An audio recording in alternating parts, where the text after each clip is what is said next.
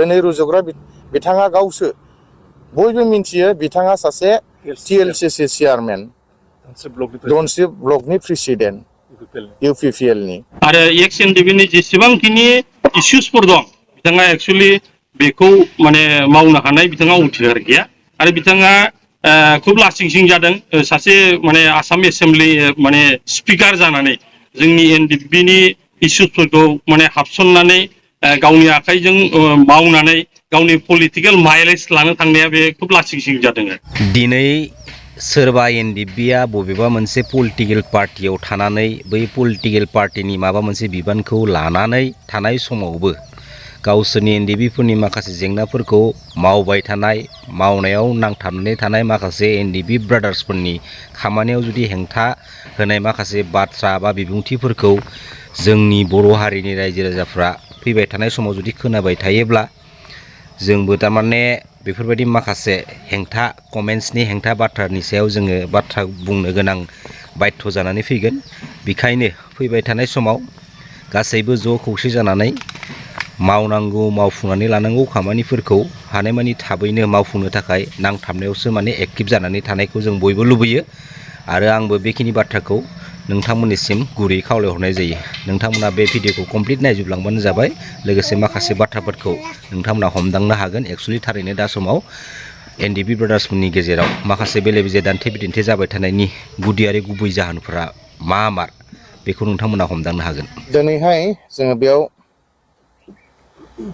Press मिट लिंनायनि गुबै जाहोनानो जाहैबाय दाखाल साननैसो सिगां जे एक्स एनडिएफबि वेलफेयार एस'सिएशननि मोनसे प्रेस कनफारेन्सनि गेजेरजों जि माखासे बाथ्राफोर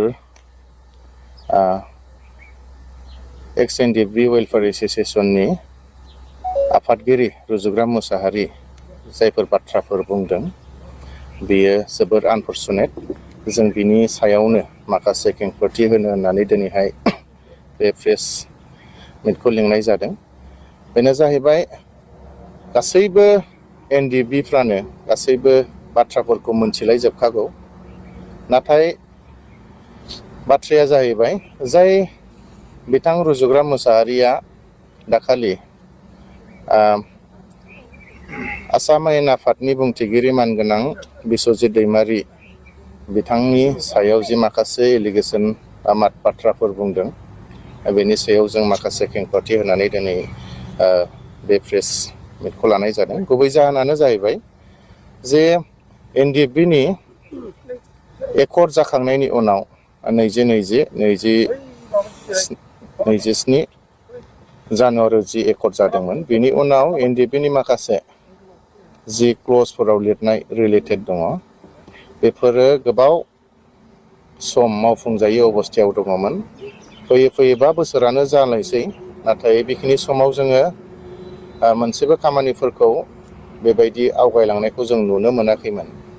नाथाय मा खालामनो, जोङो बेखिनि समाव गोबां दैदेनगिरिफोरनि सायाव जोङो आसा खालामदोंमोन आरो बिथांमोननो जोङो गासैबो बाथ्राफोरखौ फोरमायदोंबोमोन।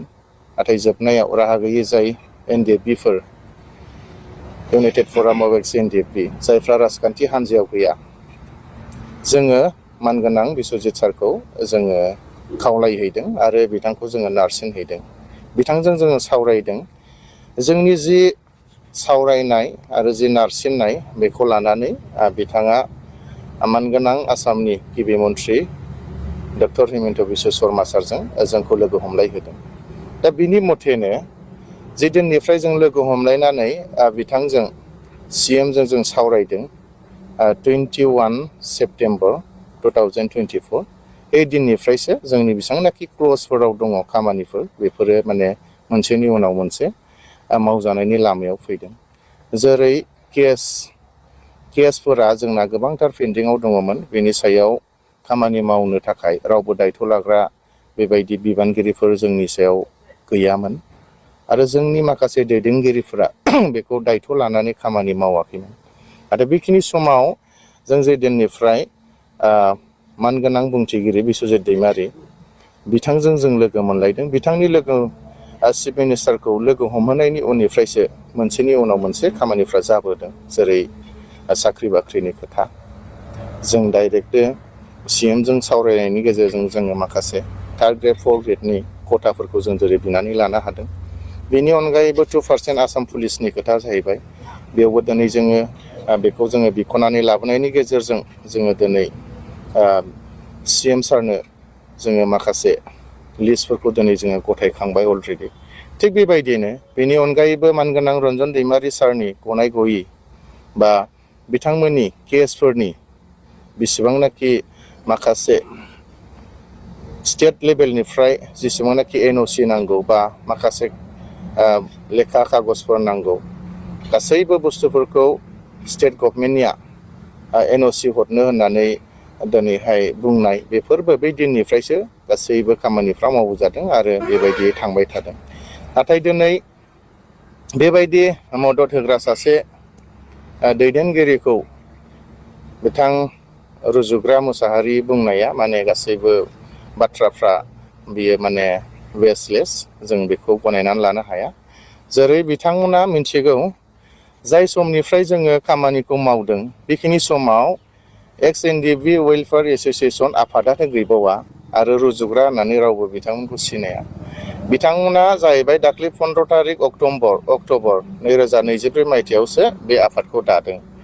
नाथाय जोङो बिश्वजित दैमारि सारजों जोङो 2024निनो आगस्ट मासनिफ्रायनो सावरायलायनायनि गेजेरजों 21 तारिख सेप्तेम्बराव जोङो मानगोनां CMखौबो लोगो मोनदों। गासैबो बुस्थु जाखांजोबनायनि उनावसो साख्रि बाख्रिनि बेलायावनो जा, केसनि बेलायावनो जा आरो एक्स ग्रेसियानि सायावनो जा, रिहेबिलिटेसननि सायावनो जा, गासैबो फाइनालाव फैजोबखांनायनि उनावसो दिनै 15 तारिख अक्ट'बर खालि बिथांमोना NDFB वेलफेयार एस'सिएशन दानायनि उनाव दिनैहाय बेबायदि खामानि मावनो होननानै दासो बिथांमोना माने डिसिसन लादों। अलरेडि नाथाय इउनाइटेड फराम हिसाबै गासैबो मावखांजोब्बायानो। नाथाय दिनैहाय फैनानै बिथांमोना जेरैबायदि बाथ्रा बुंबाय बियो मोजां नङा।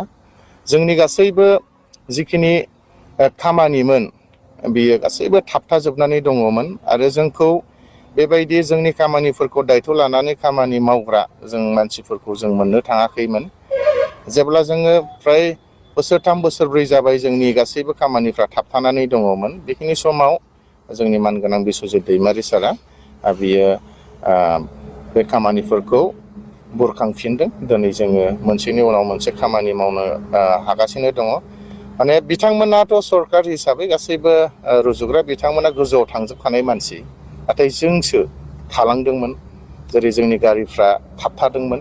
दिनै बिथां बिश्वजित दैमारि सारा बे गारिखौ नारखोनानै हरबाय। दिनै जोंनि गारिफ्रा अलरेडि सालायफिनजाबाय। बिदि हिसाबै जोंनि खामानिफ्रा मोनसेनि उनाव मोनसे जालांबाय थादों। दा बिदि मानसिखौ जुदि सोरबा जोंनि मानसिफ्रानो बखियोब्ला माने बियो जुक्ति गोनां बाथ्रा नङा, माने मोजां बाथ्रा जायाखै। माने गासैबो खैफोदा जोंनिसो, गासैबो खामानिफोर मावनांगौआ जोंनिसो आरो सायख'नानै लानांगौआनो जोंनिसो। दा बेनि गेजेराव नोङो सोरखौबा बखियोब्ला सोर मावनानै होनो, बे मोनसे खोथा फैयो। दा जुदि गासैबो खामानिया मावफुजाबाय थानाय समाव बेफोरबायदि बुङोब्ला जोंनि गेजेराव निस्सय गावजों गाव माबा मोनसे गोरोबलायिया फैगोन, जों बेखौ साननो हायो। बेनिखायनो बेफोरबायदि बाथ्रा बुंनायनिफ्राय गोजानाव थानांगौ, जों बेखौ खावलायहरो। माने जोंनो बेफोरबायदि खामानि मावग्रा मानसि नांगौ। दिनै बुंगोन नामा जि रुजुग्रा बिथाङा जि बुंदों बिश्वजित दैमारिया NDFBनि सोद्रोमा नङा, बेखायनो बे खामानियाव बिथाङा हाबसननानै खामानि मावनो जेबो मोन्थाय गैया होननानै दिनै बिथाङा बुंबाय। नाथाय बे बोसोरब्रैयाव बिथाङा मा खालामनानै थाखो, जों बेखौसो सोंगोन। रुजुग्राया मा खालामनानै थाखो? बिथाङा दि मावबाय, बिनि उनाव मावनायखौ नुखांनायनि उनावसो दायो मोनसे क्रेडिट लानो फैनाया बे मोजां जायाखै। अब्ला मा जोंबो बुंगोन नामा बिटिआरनि जि CM बिथाङाबोथ' NDFBनि सोद्रोमा नङा, बिथाङाबो खामानि मावनो नाङा होननानै जों बुंगोन नामा? जोंथ' बुंनाय नङा। मानो होनबा जोंनो खामानिसो मावनांगौ। UG ब्रह्म बिथाङा सासे केबिनेट मिनिस्टार, बिथाङा खामानि मावदों। बिथांखौ नोंथाङा मावनो नाङा होननानै बुंगोन नामा जोङो? बिथाङा सासे NDFB सोद्रोमा नङा होननानै। दा बाथ्राफ्रा बेबायदियाव फैगोन। नाथाय बेबायदि नङा, जोंनो गासैखौबो नांगौ। MLA खौबो नांगौ जोंनो, MP खौबो नांगौ जोंनो, CM खौबो नांगौ, डेपुटि चिफखौबो नांगौ, गासैखौबो नांगौ, गासैबो खामानि मावग्राफोरखौ जोंनो नांगौ। दिनै मावोब्ला जों बयखौबो वेलकाम खालामो। CM आ मावोब्ला बेखौबो जों वेलकाम खालामगोन। दिनै बिस्वजित दैमारिया जेरैबायदि मावदों जों बेखौ वेलकाम खालामदों। दिनै बेनिखायनो जोङो दिनै दुखु मोनदों। जों बुंनो सानाखैमोन, नाथाय माखासे बाथ्राफ्रा जुदि गेजेर ससेयावनो थाबथाहोयोब्ला बिनि रिस्कखौ सोर लागोन? दा बेखौसो जों सिन्था खालामदों। दा रुजुग्रा बिथाङा साननो हागौ माने गावनोहाय मदद नाङा, नाथाय दाख्लै जेरैबायदि बुंदों, जोङो दिल्लीयाव थांनानै मिनिस्ट्रि अफ हम एफेयार्सनि जे नर्थ इस्टनि जि एडभाइजार AK मिश्र बिथांखौ लोगो हमनानैसो हम मिनिस्टारनो माने गांसे गोसोखां बिलाइ बिथांमोना होबोदों। नाथाय डाइरेक्ट बिथांमोना माब्लाबाबो होनो हायाखै, मानो बुंनानै लायाखै जे हम मिनिस्टारजों जों डाइरेक्ट माने लोगो लादों। दा बिथांमोननोबो सोरबा सासे नङा सासे मददखौ नांगौ। दा मदद लानानै जुदि खामानि मावनायाव माबा मोनसे गोरोन्थि जादों होननानैथ' रावबो बुंनो हाया। थिग बिदिनो जोंबो दिनै मदद लादों जोंनि मानगोनां आसाम आयेन आफादनि बुंथिगिरि बिस्वजित दैमारि सारनाव। बिनि खामानि मावनायावसो, बिनि जि बाथ्रा खेंफोरथि होनायावसो दिनै जोंनि खामानिफ्रा जालांगासिनो दङ। आरो फैबाय थानाय समावबो निस्सय जोङो बिथांनिफ्रायनो मदद लागोन। बिथाङाथ' दिनै जास्ट जोंनि खामानिखौ सरजाबनानैल'सो होदों, बुंनानैल'सो होदों। बाखि गासैबो इउनाइटेड फरामानो दिनै मावगासिनो थाबाय थादों। दा बाखि बेहा जेबो बुंनांगौ जेबो गैला। जास्ट जोङो फननि गेजेरजों माबा मोनसे गोनांथि जायोब्ला सोंहरो, बिथाङा फननि गेजेरजोंनो बेबायदि माने कमिउनिकेसनखौ खालायलायनानै होयो। बेखिनि एक्स NDFB वेलफेयार एस'सिएशननि आफादगिरि बिथां रुजुग्रा मोसाहारिया बुंदों, जोंखौ पलिटिकेल इनक्लाइन जानानै बिथांमोना हाबसनहैनानै खामानि मावदों होननानै। नाथाय बे नङा। जों सिगांनिफ्रायनो आगोलनिफ्रायनो बुंबोबाय थादों, इउनाइटेड फराम अफ एक्स NDFBआ खुनु माबा मोनसे पलिटिकेल हान्जानि सिङाव नङा, आरो बबेबा मोनसे पलिटिकेल हान्जाजों दानानै होजानाय आफाद नङा होननानै। दिनै रुजुग्रा बिथाङा गावसोर मा हिसाबै आफाद दादों आरो माबे लामाजों थांदों, गावसोरनि लामाखौ गावसोरनो मिथिखायो। गावसोर सोर बेखौबो हमनो हाखायो। जोङो जोंनि खामानियाल' जाथों होननानै दिनै जों सोरनिबा आथिंखौबाबो हमगोन, माबा मोनसे खामानिबाबो जों मावगोन। जेरावहाय केसफोरा ओरैबायदि जानानै थांदों, जि NIA केसनि जों मिथिगौ, जों थांबाय थानाय हिसाबै गासैबो न'खरफ्रा सिलिंखार जालांबाय। दाउ अमा मोसौ हा हु जोबलांजोब्बाय। गोबां जोंनि सोद्रोमाफोरनि बिहि फिसा गोदाव सोराव जाजोब्बाय। दिनै बेफोरखौ सोर खबर लादोंमोन? इउनाइटेड फराम दाखांनायनि उनावसो बेफोरखौ खबर लादों। दिनै बेफोरखौ आरो नोङो जानला मोनला बुंबा जानाय नङा। दिनै NIA केसआ बेबायदि लेभेलसिमाव सफैबाय, गासैबो केसखौ NIA खौ सेन्ट्रेल ल'निफ्राय आसामाव दिनै रिटार्न लाबोबाय। रिटार्न लाबोनानै दिनै पाब्लिक प्रसिकिउटर दिनै सासे होबाय। दिनै जोंनि NIA केसाव नांनाय न'खरफोरा दिनै थाखा फैसा बाहायनांनाय नंलिया, गासैबो गभर्नमेन्टआनो होजोबसिगोन। आरो बिदिसिम मावदों जोङो। दा बेखौ एस'सिएसना मा मिन्थिनो, रुजुग्राया मा मिन्थिनो, जेराव बिथाङा मोनसेबो सावरायनायाव गैया। जेदिनखालि 21 तारिखआव जों CM जों सावरायदों, अफिसियेल मिटिं जों जिरायदों, बेखिनि समाव साख्रि बाख्रिखौ इउनाइटेड फरामा बिख'नानै लादों। बेखिनि समावबो जों रुजुग्राखौ नुवाखै, बिथाङा गैया। 23 September advocate general Debajit Saikia सारखौ जेब्ला जों लोगो लादों, बेखिनि समावबो बिथांमोना गैया।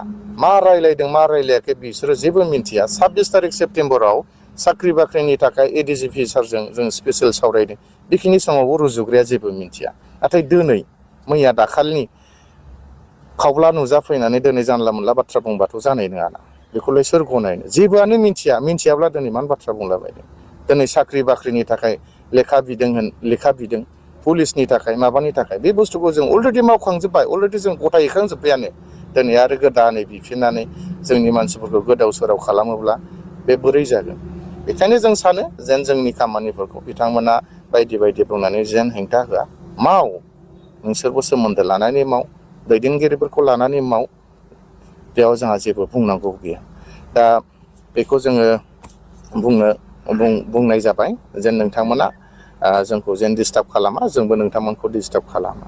आरो जों खुनु पलिटिकेल माबा मोनसे लाबालाबनि थाखाय जों खामानि मावाखै। बिस्वजित दैमारि बिथांनिसिमबो जों बिजेपियाव हाबगोन बा बहाबा हाबगोन, नोंथाङा जोंनि खामानिखौ मावनानै होनांगौ, बेफोरबायदि बाथ्रा जों खुनु सावरायाखै आरो रायलायाखैबो। दिनै जों माबा मोनसे बिपिएफनि बेनाराव थांनानै आर'नाइबो गानहैयाखै, बा बिथांनि स्टेजाव थांनानै जों आर'नाइ गानहैयाखै। बिजेपिजोंबो थांनानै जों बिजेपिनि माला गानहैयाखै, टफि गानाखै जोङो। दिनै इउपिपिएलआव थांनानैबो जोङो माला गानाखै, कंग्रेसआव थांनानैबो जों माला गानाखै। जों इन्डिपेन्डेन्ट मोनसे आफाद, इन्डिपेन्डेन्टलि जों प्रेसार होलांगोन आरो जों होलांबाय थागोन जेब्ला जोंनि खामानिया जाया। दिनै रुजुग्रा बिथाङा गावसो बयबो मिन्थियो, बिथाङा सासे TLCC चेयारमेन, दनसि ब्लकनि प्रेसिडेन्ट इउपिपिएलनि, आरो बेयाव बिथांमोना साबैसे जिरायनायमोन, गासैबो बिबानगिरिफोर गोजा। दिनै जोंखौसो उल्थायै जुदि पलिटिकेल माबा इनक्लाइन जानानै खामानि मावदों होनना बुङोब्ला बोरै जानो। बयबो मिन्थिगौ बिथांमोना सोर। बेनिखायनो जों बारा बुंनो गोसो गैला। बिसिबां काउन्टार होलायो एसेबां गाज्रि जालांगोन। आं मोनसेल' खोथा बुंगोन, जेन जोंनि खामानिफ्राव बेबायदि हेंथा दाहो, जेन जोंनि गेजेराव गावजों गाव बल बुजा बुजि जालायनानै जेन दावराव दावसिनि लामाखौ जेन लाबोआ, बेखौनो जों बुंबाय। गोजोन्थों।